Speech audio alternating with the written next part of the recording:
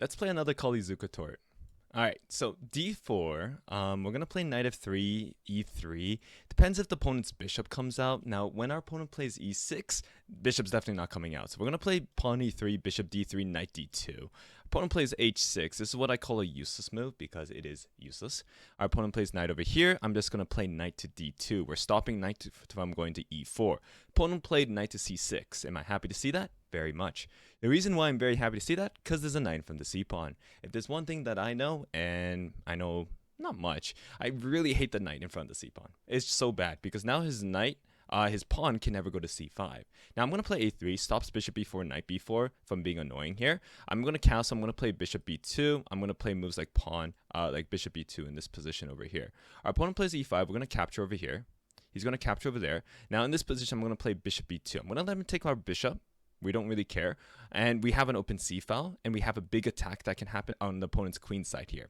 Now, this is not very normal in the Colle Zukertort, so I wouldn't really take this game to heart or compared to a lot of other games. But my opponent here decides to play knight g4. Now, am I happy to see that? Very much so. This type of move does literally nothing. I'm not scared about this move at all. I see this very often at the low levels where opponent plays knight g4 only, as you guys can see, to go all the way back. Now, why did our opponent do this? It's a good question. I see this very often. It's just not good. It's very bad for our opponent. So I'm going to move my rook here. I'm going to try to attack the c-pawn over here. And our plans have changed here. From a normal Colle Zukertort where we attack the king side here, I'm actually going to change my plan here. I'm going to start attacking the queen side here. And the reason why I'm going for this queen side attack is because all my pieces here are basically set up to attack this side. And I might go for a pawn break in the center with a move like pawn e4. I think pawn e4 is very strong for me, and it kind of looks like a reverse Philodor, like my other favorite opening that I like. So I can use the skills that I have from that opening, and I can transition it to over here. So my opponent is thinking hard here. Again, our opponent wasted so much time here. I think knight g4 is so bad. The same idea of knight c6. It wastes so much time here. And now in this position, I get a lot of time and all my pieces are basically developed here. While my opponent's pieces are still looking for meaning and looking for reasons why they exist in this position. What is the bishop on c8 doing? What are the rooks doing? All my pieces are out. If there's one thing I should be concerned about is maybe the bishop pair, but the position's not that open at the moment, so I'm not too worried. Another thing that I think is very important for people to note is you might be wondering why I'm not playing d4. d4 is bad. He has a light square bishop, so his light square bishop will become very strong there. And not only that, it will block my bishop. I don't want to block my bishop, so this pawn is staying on d3 for as long as possible here. So, what are we going to do here? Well, we're going to wait for our opponent to make a move. I'm not sure what they're thinking about. Okay, they played this move over here. That's fine. It allows me to play e4 for free. This e4 move is very threatening because, yeah, I get a pawn in the center, which is good, but I'm also threatened to just push the pawn up here. This is just a typical fork in this position, which is deadly. I mean, my opponent cannot just let this happen. I think my opponent's going to play bishop e7 here. Maybe he'll move the knight to d7. Not too sure. Okay, he moves this. Now, this move is just weird because it kind of just gives me a free pawn on c7. So to protect against the fork, he decides to give me free material. When it comes to calculating, it's important for you to be aware of everything. Don't just be tunnel vision into one thing. Don't just say, hey, I need to defend against this, so let's just play the move that defend against that and that alone. Because if you do that, then you start losing pieces like over here. And in this position, my opponent's down material here, and that's not good. It's not good for my opponent at all. So I think I'm going to play b4. I mean, why not? I don't think there's anything I should be too afraid of here. Let's just play pawn b4. Maybe I should play rook d1, but I'm afraid of this bishop being able to take my pawn on b3 in the future. And b4 gains a lot of space, which is, I think, very strong. So my opponent played over here. I think he doesn't want to trade pieces. He wants to play rook c8, but I'm not really concerned about rook c8. I don't think rook c8 really does much here. Now, what do I want to do? Maybe knight d4. Knight d4 actually looks pretty good. It attacks the bishop, threatens to get the bishop pair. And if he plays rook to c8, I'm just going to take on a7. I'm just going to be greedy and take as much as I can here. So yeah, let's play knight d4. It looks nice. Maybe we can even threaten knight to c6. That looks pretty good too. I like knight d4 a lot. It also lets me play f3 in the future to protect my e4 pawn, in case that goes under any threat whatsoever, but I'm not really too concerned about that. Okay, rook c8 gives me a free pawn. I will gladly take the free pawn because a free pawn is a free pawn. Nom nom nom nom nom. So free pawn over here, still threatening to take that. He decides to let me develop my pieces for free. I'm happy. I'm always down for free development. I'm threatening knight c6 as well here. This is actually pretty dangerous because the opponent's either forced to move a terrible move like bishop d8, or they play bishop d6 and e5, bam, and the opponent's position explodes. Pretty simple stuff here. All right, so the opponent's knight moves here. Now, what is he attacking? He might be attacking h2 in the future. I suppose he might be. I could just play h3 right now, but he gets his knight over here, and do I want him to get very powerful knight in this position is my question. I mean, I could just take on e6 and get his bishop pair, but then that opens up the f file, and I'm not sure if I want this f file to be opened up at the moment. Though I could take on e6, he takes back, and I just play f3. I think that is... It's pretty boring, but I think it works, so let's do it. Let's take here. He's going to take back, and I just play pawn f3. His knight can go to e3 if he wants, but I don't think the knight does anything there. So the knight's forced to retreat, and when the knight's forced to retreat, he just has bad pieces. And I'm pretty happy in that position, to be honest. So, I think this game, okay, he plays knight to e5. I can just take this, or I can take the free piece. And in this position, I think I'm going to take the free piece. Our opponent just decides, you know what? I'm not going to move back to f6. I'll just sacrifice my knight, give it to you for free, and I'll take it. I'll take free pieces. I'm up a lot of material here, and my opponent resigns. All right, game 2 of the Colle Zukertort. So let's play d4. We're going to play knight f3, pawn e3 again. We're going to play some simple stuff here. Knight f3, e3, bishop d3. Hopefully this time our opponent lets us play regular Colle Zukertort. So we play knight f3. Hopefully he doesn't play g6. Okay, he plays e6. Good. Because this allows us to play e3 because we know he's not playing g6. Also, we know the bishop's not coming out as well. So bishop d3. Very nice bishop coming up. Very nice. Our opponent plays c5. This is actually what you're supposed to do in this position. Never move the knight from the c-pawn. It just makes your pieces bad. So we're going to play b3. We're stopping c4. So our bishop doesn't become bad on e2. We also give our bishop a little home on b2.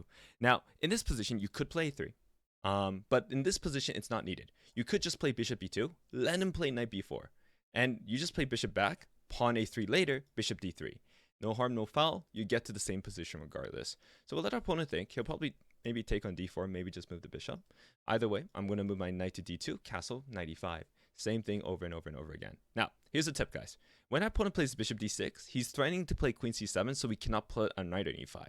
So what we're going to do is we're just going to plop a knight on e5 right now. We're not going to waste any time. We're not going to let him do anything. We're going to play knight e5, plop a knight on e5, and in this position, it's pretty good here. Because if he takes, we just take back. Strong pawn structure in the center. Very good pawn structure. Opponent cackles here. We're going to cackle too. I think we could play knight d2 first. Yeah, let's just play knight d2. No reason not to. In this position, I do need to be scared of like a3 in the future though. I do need to be not scared of e3, but play e3 in the future. Because I realize queen c7 can be a little bit annoying. Now, because queen c7 threatens knight b4, and if I play bishop e2, he takes on d4. And then he has a knight takes c2 threat.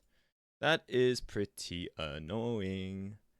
But there are positions like this where it's okay to do that. Now, he's trying to play this b5 move. So I think I'm going to play f4. I'm going to secure this knight first. Make sure this knight is super protected here, which it is.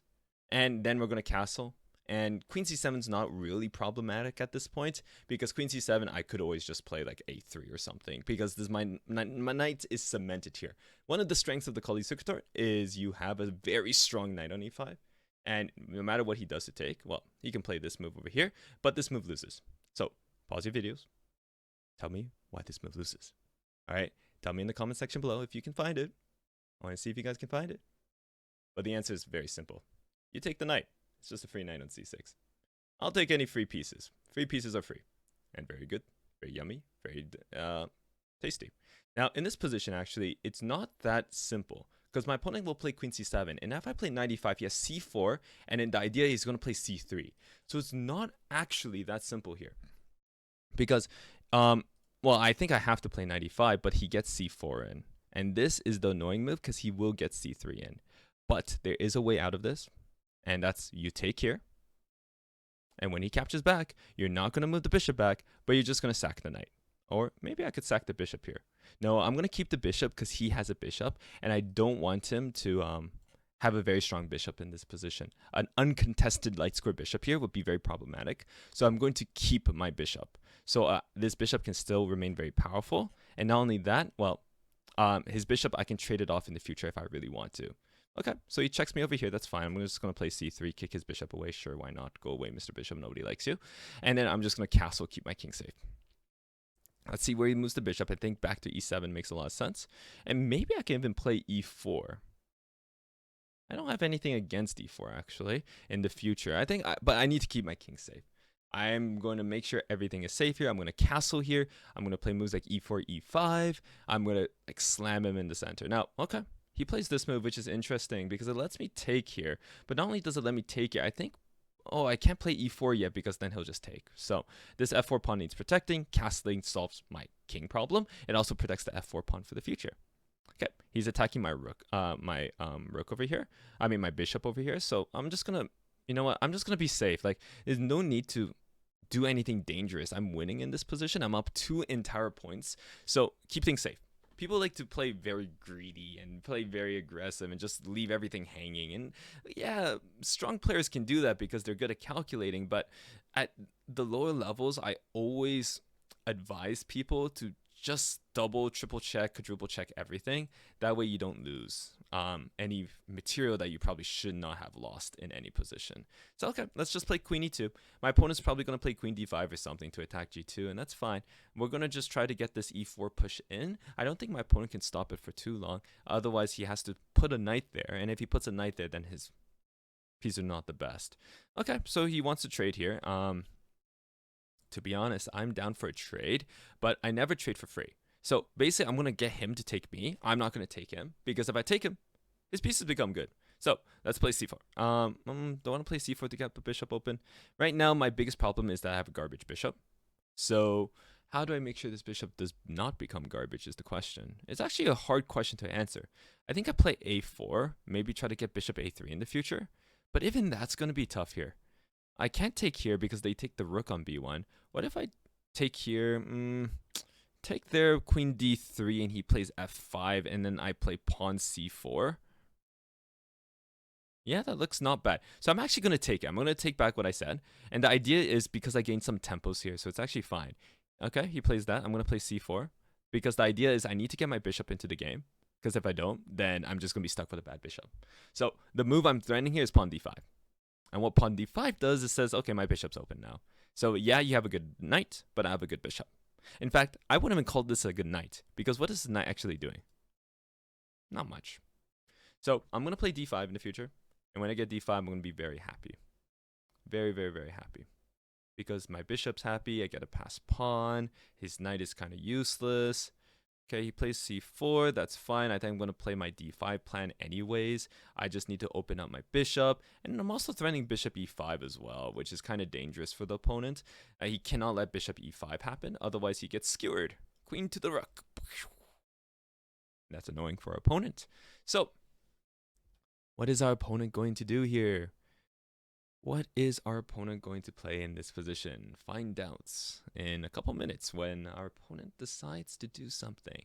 Now, if you've been enjoying the videos so far, leave a like and subscribe. All right, it helps the channel out a lot. I do plan on actually making quite a bit of videos in the near future because, well, now that my accounting stuff is done, I'm done on my exams and everything, I have more time to help everybody out. So if you have any questions, let me know in the comment section below. I'll be making a lot of fun videos. Ooh. And speaking of fun, our opponent decides to play one of the worst moves he can play. He says one skewer is not enough. Let's do a triple skewer, it seems. Okay, so we're going to play bishop e5. Yeah, bishop e5. We're discovering attacking the rook. We're skewering the queen to the rook.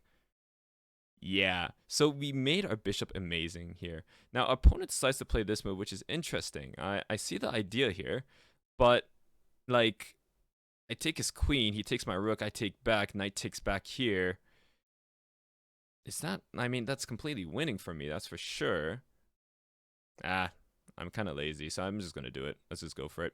Free queen is free queen. I mean, I guess he gets 2 pieces for it, but like these 2 pieces are definitely not enough. I'm just going to take on e6, slam him, and I think this game's over. I'm discovering attacking the knight, but the knight can't take on c4, even though that's the move he really wants to do. Because if he does that, he gets mated in 1. Pow! Queen to d8, checkmate. So, my opponent has to move the knight somewhere, or he could resign, which he decides to do. and that's game over. Again, let me know in the comment section below if you guys like these videos. Let me know if you still enjoy the Colle Zukertort, and I'll see you guys in the next video. Bye.